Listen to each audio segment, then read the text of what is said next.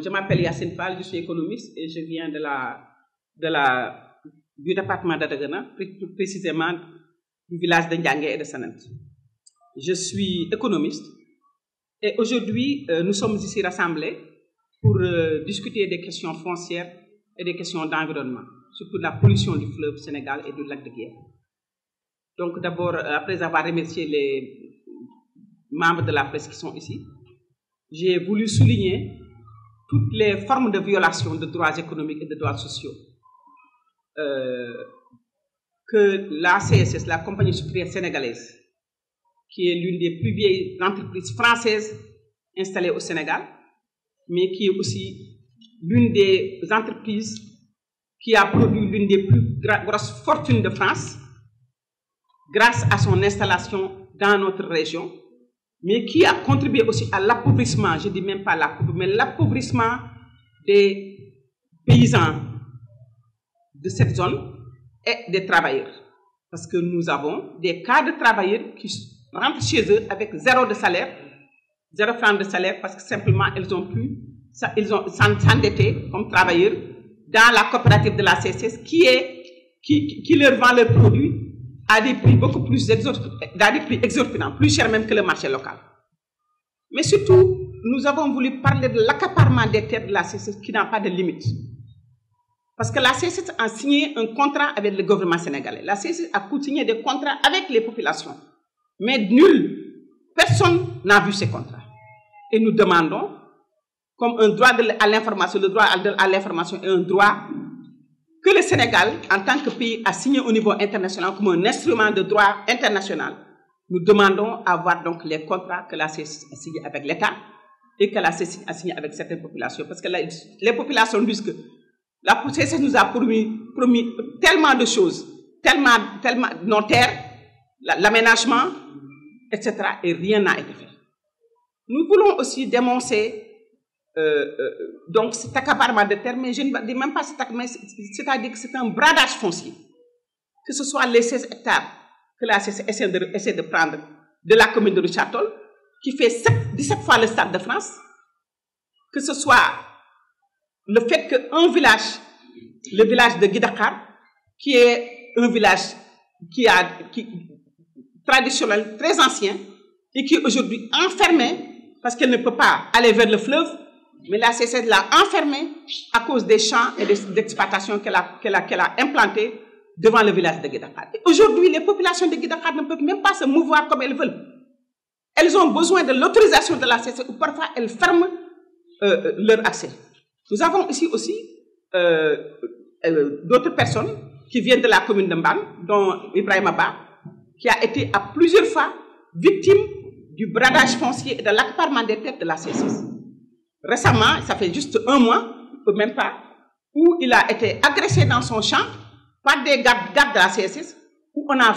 tiré des fusils à deux fois et que son cheval a été blessé. Je ne sais même pas si le cheval est vivant ou pas. Donc, nous avons aussi ici des collègues de la société civile qui viennent de Rosso, qui vont parler aussi non seulement de l'accaparement, mais de la pollution que la CSS est en train d'exercer sur le fleuve et sur le lac. La CSS déverse tous les déchets toxiques, les déchets chimiques et tout autre déchet qui viennent de l'usine dans le fleuve Sénégal, où se trouve la faune, mais le poisson que nous mangeons. Mais aussi, c'est l'eau de ce fleuve et du lac que boivent les animaux, les vaches, les moutons, les chèvres, etc. Donc, vous voyez déjà l'impact écologique, l'impact sur les populations, mais aussi sur le cheptel. Là, je vais vous dire affaire Sénégal. Waalo moom dafa mel ni rek wax dëgg yàlla daal dañuy yàpp rek parce que ku ñëw rek di gën a mën a def violation droit et travail rek fii lañ lay indi Sénégal bi ñu ñëw Sénégal amuñu dara ci ay appartement lañ doon loué Dakar ñu xëy rek indi leen fi ñu fekk ku am toolam ñu ni ko dañu bëgg comme am nga canal may ñu wékku ci sa canal mu leen comme que da ngeen di bay rek ni man bàyyi naa leen ñu dem ba mu neex leen ñu taxaw ni ko léegi fii ngay bay sa tool bi dañ ko bëgg a nangu parce que ñoom ñi ngi leen joxoon ci kaw au lieu ñu gas seen canal irrigué fu sore déedéet nee nañu non non non ñun fi nga xam ne mooy tàkku dex gi mooy tàkku lac de Guiers bi Sénégalais yi war ko bay moom la ñu nangu ñoom nangu nañu ay tool mu am nag koo xam ne kii dafa nekk jàmbaar mu ni fu mu mënti yem du ma joxe sama tool du ma ko bay CSS du ma leen ko baal te loolu moo indi conflit ak CSS mu yóbbu ko ba tribunal gagné ñu tëj ko defeere ko Ndar ba tey jii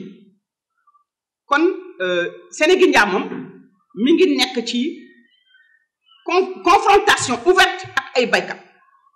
mais nag Sénégindia dafa nekk tam confrontation ouverte ak liggéeykat yi ndax xale yi fay liggéey yépp koo ci wax ñu le journalier la awma contrat dañuy violer les lois du travail le code du travail sénégalais li loi sénégalaise wax ci liggéeykat li nga war a fay liggéeykat doo ko fay même que certains d'entre ñu ñuy liggéey suñu kër lu ñu toggal li ñu leen di fay moo ëpp li Sénégindia dafay xale yi liggéey 12 heures par jour mu jox la contrat signé loo la contrat bi nga signé du ko yóbbu inspection wala du la ko delloo xamuloo lu ci ne nga ñëw nag di liggéey 12 heures temps boo waxee mu la boo bëgg rek ma dàq la jël keneen. yéen ñëpp ci seen tur ak seen sant di rafetlu teewaay bi am mbégte loolu ñun waa FRAPP nekk fii ak mouvement Aar Suuf ak alamu Waalo bi nga xam ne suñu yaay Yacine Fall moo ko jiite ànd ci ak yeneen waalo yu am pas-pas yoo xam ne dégg ngeen leen ñu jël kàddu ñeneen ñi nekk ñu fi di gërëm waa mouvement Aar Suuf ak alamu Waalo suñu yaay ak camarade Yacine Fall ci invitation bi moo tax ñun waa FRAPP ñu ñëw fi xam ne li ñu fi nar a def ak li ñu fi nar a waxtaanee barki démb ak tey am na solo boo xam ne ñun waa FRAPP dañ ko jox gëdd ak solo boo xam ne am na fukki membre ak juróom ci ay membre FRAPP yi bàyyeekoo Dakar ñëw fii maire yoo xam ne bi ñu nekkee candidat amuñu woon sax charrette amuñu woon sax voiture amuñu woon sax vélo ñu falu teguñu si sax ñetti weer ñu lay romb ak seeni oto di la pëndal mbaan li muy rëy yépp amul 1 millimètre de goudron Richard Toll lu muy rëy yépp à part route nationale mun nañ ne amul goudron li am mooy rang boo xam ne dañ ko peinture bu ñuul ak xaalis bi Richard Toll ak Dagana ak mbaan ak ñoom seen di meññal fii bés bu nekk ñu ne communes yi amul 1 millimètre de goudron ngeen foog ne dëgg la ñu ne dañ koy wax ñu naan ay déedéet balaa ngeen koy wax leen ñu Yacine Fall kañ lay ñëw docteur Mbaye Cissé kañ lay ñëw foog ñu joxe autorisation ngir Guy Marius Sagna ñëw dinañ fi ñëw ba géej gi fer lii nag day soppeeku lii dafay dag la woon ni nag lii mooy suñu taxawaay fii suñu taxawaay mooy sëtu ñoom xuri yaay sëtu ñoom jëmbat mbocc yi nga xam ne ñoo fi des ñun ñu ñëw ànd ak ñoom joxante loxo fas yéene ànd daan suñu noonu président Macky Sall nag sonal nañu ndaxte bu ñu waxee CSS rek wax ci waxuñu dëgg bu ñu waxee Sénégindia rek yem ci waxuñu dëgg indien yi ñu ngi fiy def lu leen neex ànd si ak racisme boo xam ne foo ko àpp rek weesu na ko moo tax ñu ni tam fu ñu am fulla il faut que nous ayons une conscience de classe et une conscience de race indien yi ñu ngi noot suñu ay doomi réew suñu ay mbokk fii ci wàll donc war nañ xoolaat ñun est-ce que war nañ dugg ca Ndakaaru magasin exclusif yi nga xam ne indien yi ñoo ko moom war nañ xoolaat suñu bopp indien yi ñëw fii di ñu toroxal ñun ñuy dem seen magasin ñu ngi nii ñu ngi génn ci forum mondial de l'eau mais du ngeen dégg kenn wax ci lac de Guiers ak fleuve Sénégal bi nga xam ne dañ ko posone kenn wëratul pire ñun tey ñu ngi nar a ñibbi Dakar bu ñuy ubbi robinet bu ñu ñibbee suñu kër di am ndox ñi nekk ci wetu lac de Guiers amuñu ndox loolu mooy wax ji renseignements généraux ak commandant Diaw xawma nañu lijjanti loolu bu dee lu ñu bind seen rapport am nañ lu ñuy bind seen rapport di transmettre seen kilifa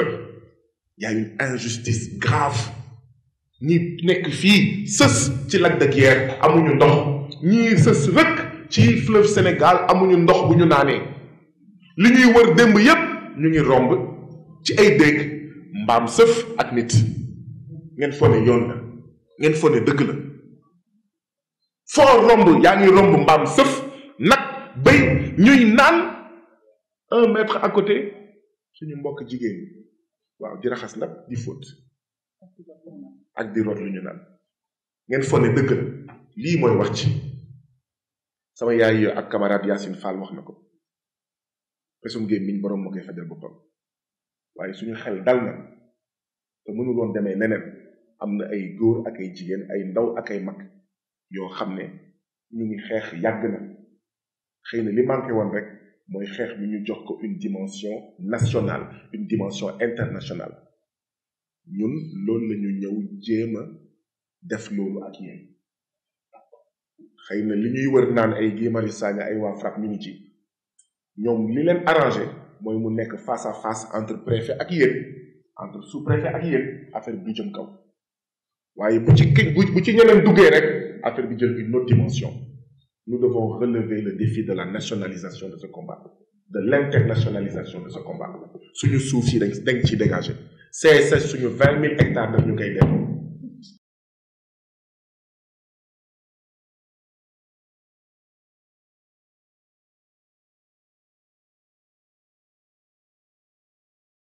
TV, une chaîne